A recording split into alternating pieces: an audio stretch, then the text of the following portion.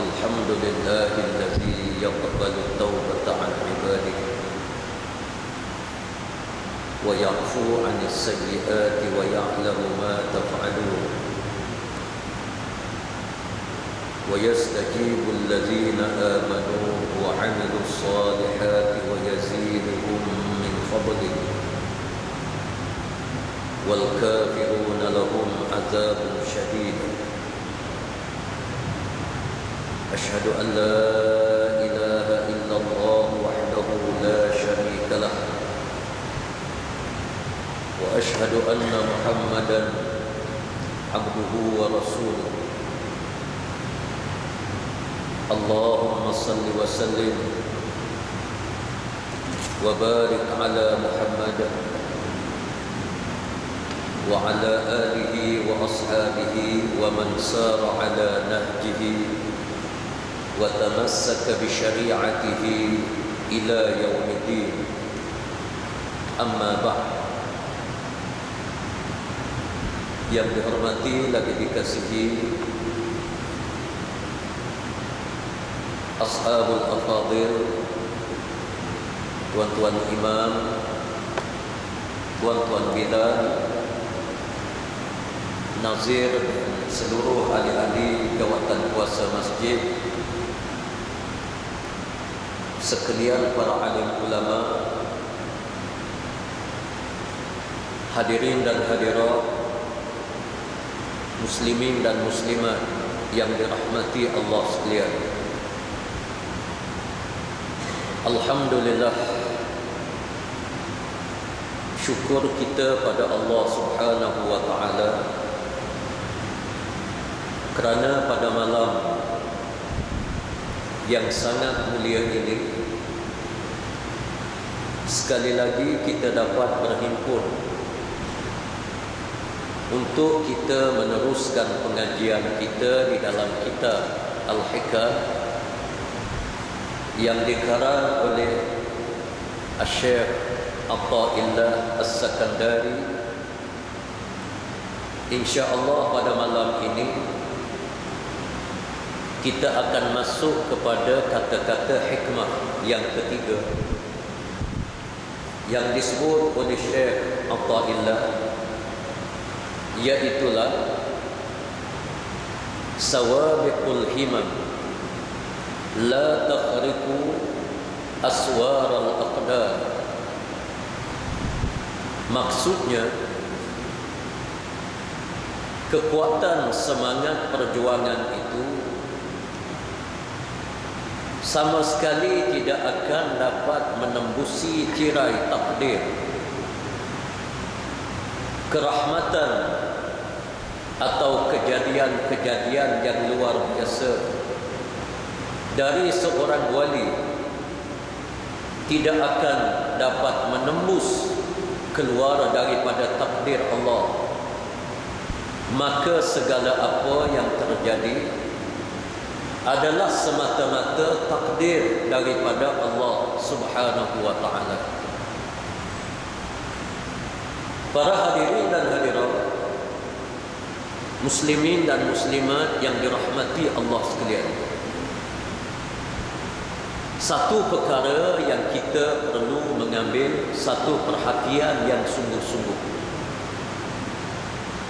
iaitu antara amalan manusia, ikhtiar manusia, usaha daripada manusia berbanding dengan takdir ataupun ketetapan yang ditetap oleh Allah Subhanahu wa taala di dalam kehidupan manusia. Syekh Atha'illah As-Sakandari mengambil contoh sawabiqul himam, iaitulah perjuangan untuk menegakkan agama Allah Subhanahu wa taala. Maknanya satu perkara yang sangat mulia, satu perkara yang diamalkan oleh sekalian nabi-nabi dan rasul-rasul alaihi wassalatu wassalam. Walaupun amalan ini sangat mulia, Dan amalan ini diminta oleh Allah supaya manusia menyempurnakannya dalam keadaan yang paling baik. Di dalam Al-Quranul Karim Allah menyebut, wajahidu fillahi haqqa jihadi. Hendaklah kamu berjihad di jalan Allah dengan sebenar-benar jihad. Dalam ayat yang lain, wajahidu bi amwalikum wa anfusikum fi sabilillah. Maksudnya, dan hendaklah kamu berjuang, berjihad di jalan Allah dengan harta benda kamu dan jiwa raga kamu. Menunjukkan kepada kita bahawa usaha jihad yang difardu oleh Allah mesti disempurnakan oleh manusia secara bersungguh-sungguh. Tapi apa hubungan dengan takdir daripada Allah Subhanahu wa ta'ala? Kita bersungguh dalam urusan agama, dalam urusan dakwah, dalam urusan untuk menegakkan syariat Allah Subhanahu wa ta'ala. Kemudian Allah mewajibkan kepada kita supaya bersungguh. Tak boleh kita buat kerja lepas batuk tangga. Sampai ke tahap kalau kita lihat sahabat Nabi ridwanullahu alaihim ajma'in yang ditegur oleh Allah di dalam Al-Quran kerana kesilapan yang sangat sedikit di dalam medan perjuangan Islam. Kita pernah dengar ada sahabat apabila Rasulullah sallallahu alaihi wasallam menyebut kepada mereka kita perlu kepada jihad, mesti pergi ke medan peperangan. Ada sahabat dia jawab, wahai Rasulullah, sekejap, tunggu sekejap, saya nak kemaskan barang-barang perniagaan saya dahulu dan kuda saya laju. Saya kemaskan barang, dia ambil barang dia bungkus-bungkus, hantar dekat rumah, dia kata kuda dia laju. InsyaAllah kita akan sampai ke medan peperangan sekali, satu masa. Oleh kerana jarak itu agak jauh, dia boleh pecut, dia boleh kejar Nabi SAW. Lalu dia simpan barang-barang dia, tinggal kat rumah. Lalu dia naik atas kuda, dia pecut. Takdir Allah Subhanahu wa ta'ala, peperangan tak jadi. Orang bagi tahu kepada Rasulullah, musuh-musuh telah cabut lari. Rasulullah pusing kuda kerana Islam tak nak cari peperangan ini. La tatamannau liqa'al adu fa idza laqitumuhum fasbutu. Jangan sekali-kali kamu mencari musuh, tapi kalau musuh mencari kamu, jangan sekali-kali kamu berundur. Ini dia prinsip dalam Islam. Maka Rasulullah pusing balik, selisih tengah jalan dengan sahabat yang pecut kuda. Sahabat bagi salam, assalamu alayka ya Rasulullah. Rasulullah berpaling ke lain, tak jawab salam. Maknanya kerana sedikit kelewatan, Rasulullah murka, Rasulullah marah, tak jawab salam. Menunjukkan kepada kita bahawa perjuangan ini Allah minta kepada manusia supaya manusia sempurnakan sedaya upaya yang mungkin. Urusan agama, urusan apa, kita kena jaga agama ini sedaya upaya mungkin. Asy-Syaikh Athaillah menyebut sawabiqul himam la takhriqu aswar al-aqdar. Walaupun kita berusaha segigih mana sekalipun dalam urusan perjuangan, urusan yang paling mulia, kalau urusan lain tambahan lagi, urusan perniagaan, urusan rumah tangga, yang tidak mulia sebagaimana mulianya urusan peperangan, urusan jihad fi sabilillah, urusan perjuangan Islam. Urusan ini paling besar. Kalau urusan yang paling besar sekalipun, Asy-Syaikh Athaillah As-Sakandari menyebut sawabiqul himam, perjuangan usaha gigih dalam urusan agama, la tahriku aswaral aqdar, sama sekali dia tidak mampu mengubah takdir daripada Allah Subhanahu wa taala. Walaupun kita bersungguh di sana ada takdir daripada Allah. Allah mengatakan menang. Umat Islam boleh menang di dalam peperangan Badar. Yang tidak ada akal manusia mengatakan boleh menang Islam di dalam peperangan ini. Jumlah yang sangat sedikit, 313 orang. Tidak ada senjata. Satu riwayat mengatakan seekor kuda. Ada satu je kuda. Ada riwayat kata dua, tak apalah yang tu. Musuh-musuh ini sudahlah 950 orang. Ada riwayat kata 1000. Lengkap dengan bekalannya, dengan peralatan-peralatan yang sangat banyak berlebihan. Dengan pemuda-pemuda yang gagah perkasa yang dihimpunkan di Makkah Al-Mukarramah, ditambah pula dengan ganjaran yang besar. Kalau kamu mengalahkan Muhammad di dalam peperangan Badar ini, kamu balik, kamu akan dapat habuan yang sangat banyak. Lengkap.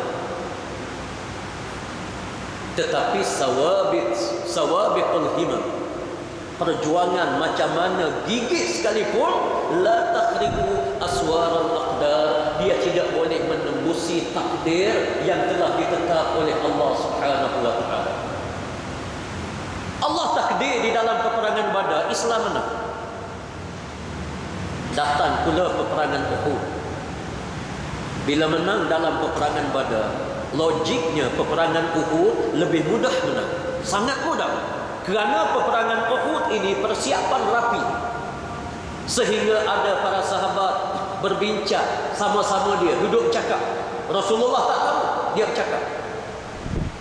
Ada yang mengatakan lepas daripada peperangan ini, bila kita menang, confirm dia bercakap tu, bila menang, saya nak ambil ghanimah. Ada yang sebut nak baiki rumah, ada yang mengatakan nak beli kuda, ada yang mengatakan nak beli unta, ada yang mengatakan nak buat modal pusingan perniagaan. Duduk cakap, Rasulullah tak tahu. Maknanya mereka yakin menang, sebab peperangan Badar boleh menang. Peperangan Uhud mereka bersiap sedia, lebih mudah untuk menang. Dan mereka turun lebih ramai daripada Badar. Tapi sawabiqul himam, la tahriku aswaral aqdar. Macam mana gigih, macam mana persiapan kita, macam mana hebat kita di dalam sawabiqul himam, urusan perjuangan, tak akan dapat menembusi takdir yang telah ditetap oleh Allah Azza wa Jalla. Allah takdirkan peperangan Badar. Sebab-sebab itu banyak yang saya tidak nak sebut sebab dia tidak ada sangkutan sangat dengan ini. Tapi nak cerita bahawa ketetapan daripada Allah, macam mana sekalipun, tidak akan dapat dipengaruhi oleh usaha gigih yang dilakukan oleh manusia. Pun begitu, Allah jadikan di dalam amalan kita, Allah minta supaya kita mesti bekerja bersungguh-sungguh. Apa jua urusan yang kita buat di dunia, mesti bersungguh-sungguh. Cari ilmu bersungguh-sungguh, beribadat bersungguh-sungguh. Sampai Allah menyebut, i'mal lidunyaka ka'annaka ta'ishu abada, wa'mal li akhiratika ka'annaka tamutu ghadan. Usaha gigihlah kamu dalam urusan dunia kamu, seolah-olah kamu tak akan mati. Hampir dirilah kamu kepada Allah dengan ibadah, seolah-olah besok kamu akan mati. Ada dua perkara di dalam Islam. Allah jadikan kalau kita bekerja di dunia, mesti kita bekerja segigih mungkin. Tak boleh kita buat kerja sambil lewat. Dan barangkali kita masyarakat Melayu, saya pun orang Melayu, dengan maaf saya semua, kadang-kadang masalah kegigihan ini kita ketinggalan jauh berbanding dengan bangsa lain, bangsa Cina dan sebagainya. Orang Cina dia boleh tanam pisang. Tanah bukan tanah dia, dia sewa tanah dia. Tanam pisang, jual pokok pisang, jual buah pisang, boleh jadi kaya raya. Dalam pokok pisang, kebun dia macam padang golf, licin. Sebab apa? Sungguh, kesungguhan. Ini sifat Islam, tapi dia ambil. Banyak sifat Islam kita diambil oleh orang bukan Islam. Kebersihan. Kalau kita pergi ke Jepun ni Buddhis, Kristian ada. Kebersihan ini Islam menjuarai. Sampai rakyat dia mancis. Dulu orang isap rokok dia pakai mancis.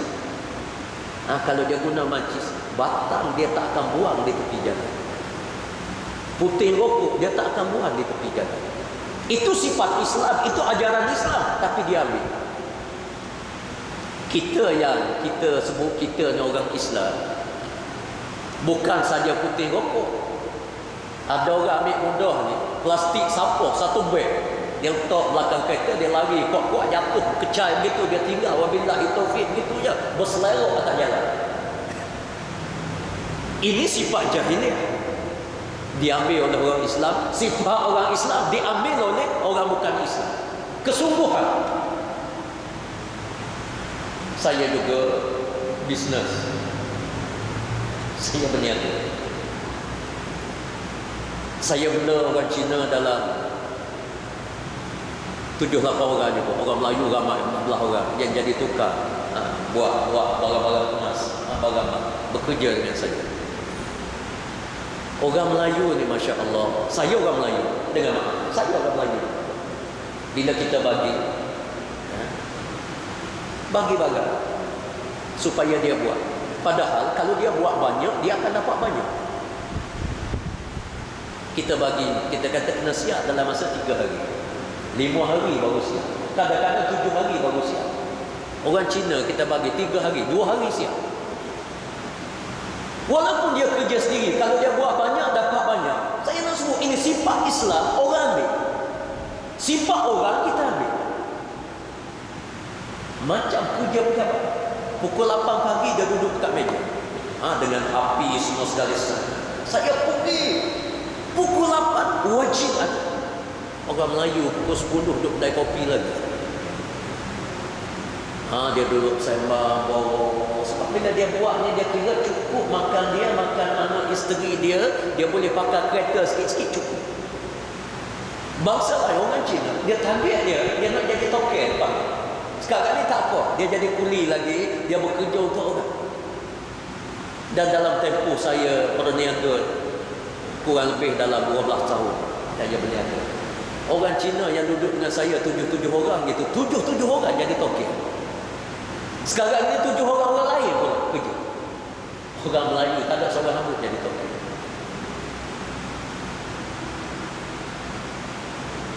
Tapi Islam minta kepada kita dalam semua urusan mesti bersungguh. Kena bersungguh. Tapi kesungguhan kita Allah sebut, dia tidak akan dapat menembusi takdir daripada Allah. Mengapa Allah jadikan begitu? Allah jadikan begitu, hikmah dia sangat besar. Supaya kita orang Islam bila kita bekerja, kerja yang kita buat kadang-kadang gagal. Gagal itu ada hikmah dia. Bila kita ingat kegagalan kita adalah takdir daripada Allah Subhanahu wa taala, hati kita tenang. Ini bagus. Orang Cina kalau dia gagal, dia boleh bunuh diri. Sebab tidak ada di dalam ajaran Buddha yang ajar kepada dia, bila dia gagal, ini adalah ketetapan daripada Allah begini, kita ada ganjaran pula. Tak diajar. Bila dia gagal, habis perhitungan dia. Ada yang terjun daripada bangunan, ada yang makan racun, ada yang gantung diri sendiri, bunuh diri, macam-macam. Alhamdulillah, orang Islam yang bunuh diri ini biasanya pergi kuda dia. Biasanya dia mabuk, dia itu saja. Kalau yang ahli masjid sebagai contoh, bila kita berhadapan dengan masalah, kita ada ketahanan. Sebab apa? Sawabiqul himam la takhriqu aswara al-aqdar. Macam mana gigih usaha yang kita buat, di sana dia ada ketetapan yang ditetap oleh Allah Subhanahu wa taala. Kadang-kadang kita bersungguh, kita berjaya, alhamdulillah, dan ini kita minta dengan Allah. Tapi kadang-kadang usaha kita baik, sudah baik, ditipu oleh orang, macam-macam, kita gagal. Kita umat Islam, kita ada penghalang. Bila gagal, kita ke masjid, kita angkat takbir, Allahu Akbar, kita salat hajat, kita mengadu kepada Allah, kita pun ingat bahawa sawabiqul himam, macam mana usaha gigih yang kita buat sekalipun, la takhriqu aswaral aqdar, kita tak boleh menembusi takdir daripada Allah Subhanahu wa taala. Sebab itu Allah tunjuk model Nabi sallallahu alaihi wasallam. Usaha gigih yang Rasulullah lakukan di Makkah Al-Mukarramah 13 tahun. Hadirin hadirat sekalian, 13 tahun. Allahu Akbar. Ujian 13 tahun ini hebat. Kaum dia bubuh racun dalam makanan berapa kali? Dikepung di Sya'bu Amir, digalinya lubang yang dalam, diletaknya kayu-kayu yang tajam supaya Rasulullah jatuh, kena, mati, meninggal dunia, wafat. Macam-macam Allah buat kepada Rasulullah, dijeruknya leher Rasulullah. Maknanya perjuangan yang Rasulullah sempurnakan 13 tahun di Makkah, kita tak boleh nak komen. 100% komitmen daripada Nabi sallallahu alaihi wasallam. Siang, malam, pagi dan petang, hatta Rasulullah mengatakan tidak ada lorong di Mekah kecuali baginda lalu, baginda ketuk pintu, ajak manusia masuk Islam. Tapi di sana ada aswarul aqdar. Allah takdirkan, wahai Muhammad, kamu tak akan berjaya di Mekah. Bukan tak berjaya, berjaya di hari akhirat itu lainlah, dapat ganjaran apa semua sekali. Tapi duniawi, kamu tak menang. Hijrah saja, pergi ke Madinah Al-Munawwarah, hijrah saja. Apa usaha yang Rasulullah buat di Madinah? Berapa biji rumah Rasulullah pergi ketuk di Madinah? Jalan mana yang Rasulullah lalu di Madinah? Tidak ada. Tapi Allah menentukan aswarul aqdar, takdir yang telah ditetap oleh Allah Azza wa Jal, sampai ke Madinah Al-Munawwarah menang. Mengapa Allah buat begitu? Hikmah dia banyak. Banyaknya hikmah kalau kita perhati. Para alim ulama kita yang menulis sirah, daripada sirah yang ditulis oleh para sahabat sampai kepada sirah yang ditulis oleh ulama muasir yang ada sekarang ini, tak putus-putus ilmu yang baru. Macam-macam ulasan diulas oleh para alim ulama yang menjadi ilmu yang baru. Itu dia hikmah. Dan ilmu yang baru yang dikupas daripada sirah Nabi ini tak akan berhenti sampai kepada hari kiamat. Tak akan berhenti. Itu dia hikmah. Tapi kita tak tahu. Adakah Rasulullah kecewa 13 tahun tak berjaya di Mekah? Tak. Sebab apa? Sawabiqul himam la takhriqu aswaral aqdar. Macam mana usaha gigih yang kita buat sekalipun, di sana ada takdir daripada Allah. Tetapi sawabiqul himam, tuntutan daripada Allah. Allah minta. Sebab itu Allah sembunyikan masalah al-aqdar, takdir daripada Allah. Tidak ada siapa yang tahu. Kalau orang bercakap dia tahu takdir daripada Allah, bohong. Ini ada kadang-kadang setengah daripada ilmu tariqah. Syekh dia kata, aku dah tahu. Tapi sebelum berlaku dia tak cerita. Bila berlaku ni, dia kata Syekh dah tahu dah. 4 bulan lepas lagi tahu dah yang berlaku hari ni. Dulu dia tak bagi tahu. Bohong. Allah tidak membenarkan sesiapa tahu. Kalau Rasulullah tak tahu, adakah orang lain berhak tahu? Adakah orang lain maqam dia lebih tinggi daripada Rasulullah? Adakah orang lain lebih dekat dengan Allah berbanding dengan Rasulullah? Kita kena ingat, walau besar mana sekalipun yang kita puja syekh ke wali ke apa, dia adalah lebih kecil daripada Nabi SAW. Rasulullah model kita, orang yang paling agung, dan dia adalah Sayyidul Mursalin, penghulu bagi sekalian nabi-nabi dan rasul-rasul yang lain, manusia yang paling mulia di atas muka bumi Allah sampai kepada hari kiamat. Allah jadikan sirah Nabi SAW begitu rupa, menggambarkan di sana adanya aswarul aqdar, adanya takdir yang telah ditetap oleh Allah Subhanahu wa taala. Perang Badar menang, perang Uhud kalah, peperangan Ahzab. Subhanallah, satu peperangan yang memang tidak ada akal manusia mengatakan kali ini Islam boleh selamat, Rasulullah boleh selamat di Madinah. Dikepung Madinah Al-Munawwarah di setiap penjuru, tak boleh keluar. Kebetulan Madinah tidak ada bekalan makanan, tidak ada air. Dikepung. Sehingga masyarakat tempatan mengatakan kalau tidak berlaku peperangan pun umat Islam akan mati kebuluran. Kalau tak berperang pun tak apa, mati kebuluran. Tetapi di sana ada aswarul aqdar, takdir daripada Allah, tapi Allah tak bagi tahu. Allah tidak izin kepada manusia untuk tahu takdir masa depan kita. Besok apa akan jadi pada kita? Kalau ada orang kata dia boleh tahu benda di hadapan, mati dia tak tahu. Kalau nak tanya bodoh, tanya tu. Kalau syekh kata syekh boleh tahu benda akan datang, nak tanya sepatah syekh mati bila? Tanya selalu. Kita tak tahu masa depan kita. Wallahu alam, duduk atas masjid ni kita tak tahu. Takut-takut 10 minit akan datang, ada orang meninggal tak tahu. Duduk rebah, jatuh, mati. Wallahu alam. Wallahu alam. Kita tak tahu. Allah tidak memberitahu kepada manusia, tidak izin kepada manusia untuk manusia mengetahui aswarul aqdar, apa yang akan ditakdir oleh Allah. Sebab apa? Kalau Allah bagi tahu, manusia akan jumuk. Kita nak niaga hari ni, baru nak buka kedai, tahu dah masa depan kita ni untung besar. Dia jalannya tu. Ada kedai, masa depan dia tahu dah rugi, dia akan tutup awal-awal. Habis.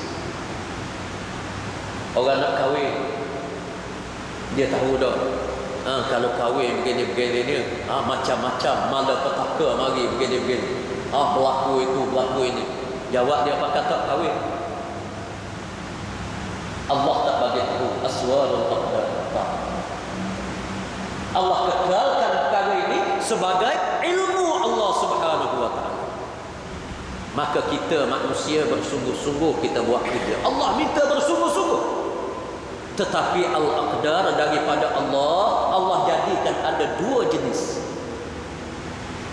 Yang pertama qada yang mu'allaq, yang kedua qada yang mubram. Dua-dua ni kita tak tahu, tapi dalam ilmu Allah tahu ada takdir yang boleh berubah. Sebab itu dalam agama Islam antara lain diajar kepada kita, boleh kita minta doa dengan Allah untuk panjangkan umur. Allah telah tetap takdir daripada Allah, kita akan meninggal dunia umur 65 tahun. Tapi Allah ajar boleh minta. Kita Kita minta dengan Allah, wahai Allah, panjangkanlah umurku sekiranya panjang umur itu lebih baik bagiku. Matikanlah aku sekiranya mati itu lebih baik bagiku. Jangan kita doa panjang umur ya, berhenti setakat tu. Dimurkai oleh Allah dan kita akan lalu dalam kitab ni. Itu kita ajar Allah. Kita ajar Allah, wahai Allah, panjang umur aku. Kamu Tuhan ke siapa Tuhan? Kita nak ajar Allah panjang umur lah, murah rezeki ya Allah ni. Nak ajar Allah. Ada dia tegur dalam kitab. Kita minta dengan Allah ada sandaran. Wahai Allah, panjangkanlah umur. Sandar macam mana? Sekiranya umur panjang lebih baik bagi kita, kita akan mati dalam keadaan husnul khatimah. Itu dia sandaran. Wahai Allah, matikanlah aku sekiranya mati ini lebih baik bagiku, dan mati awal adalah husnul khatimah bagi aku. Itu sandaran. Wahai Allah, anugerahkanlah rezeki kepada aku, rezeki yang halal. Sekiranya rezeki yang halal boleh menghampirkan aku kepadamu ya Allah. Itu sandaran. Dia rezeki kita, kita lebih dekat dengan Allah. Jangan jadi rezeki banyak dulu waktu rezeki tak ada, mari masjid. Bila rezeki mari banyak jadi kaya, tak mari masjid. Wa'iyyazubillah. Jadi kita minta ada sandaran. Wahai Allah, anugerahkanlah kekayaan kepadaku. Sekiranya kekayaan ini akan menghampirkan aku denganmu ya Allah. Jangan kamu bagi rezeki yang tidak halal bagiku, sekiranya rezeki ini menjauhkan aku denganmu ya Allah. Dia ada sandaran kita minta. Kalau kita minta ya Allah, murahkanlah rezeki ya Allah, kamu nak ajar Allah? Tak boleh ajar Allah Subhanahu wa ta'ala. Kita kena minta dengan Allah, dan kita kena beza. Kita ni hamba, Allah ni Tuhan. Kalau kita ajar macam tu, macam kita ni Tuhan, Allah tu hamba. Hai Allah, panjangkanlah umur. Tak boleh. Sebab itu Allah jadikan dua keadaan. Allah tidak izinkan kita tahu takdir yang ditetapkan oleh Allah, tapi kita diminta sawabiqul himam. Kerja. Sebab apa? Bila kita bekerja dalam keadaan begini, kita tahu berjaya ataupun tidak berjaya bukan ilmu kita ini dalam ilmu Allah, tapi aku sebagai hamba Allah, Allah minta aku bekerja, maka aku bekerja bersungguh-sungguh. Kerja kita lillahi ta'ala. Tapi kalau kita bekerja semata-mata kerana untung, kerja kita kerana untung. Kita buat sesuatu kerana manusia, maka kerja kita kerana manusia. Memang kita diminta supaya bantu anak-anak kita, isteri kita. Tapi kalau kita bantu anak, bantu kerana isteri, sia-sia. Tapi kita bantu isteri sebab apa? Sawabiqul himam. Kerja gigih adalah perintah daripada Allah. Bila kita gigih kita kerana Allah, kita akan dapat ganjaran yang sangat besar dengan Allah Subhanahu wa ta'ala. Di dalam Al-Quran Allah Subhanahu wa ta'ala berfirman, "Wa ma tasha'una illa an yasha Allahu rabbul alamin." Maksudnya, dan tiadalah kamu berkehendak kecuali apa yang dikehendaki oleh Allah, Tuhan yang mengatur seisi alam. Apa yang kita nak, apa yang kita buat, kita kena faham bahawa dia adalah ketentuan daripada Allah. Dalam waktu yang sama, jangan pula kita kata, bila kita buat benda tak baik, benda jahat, kita kata Allah takdir aku ni jadi jahat. Itu tak betul. Tak boleh. Tapi perjalanan kita ini adalah takdir daripada Allah Subhanahu wa ta'ala. InsyaAllah kita bakal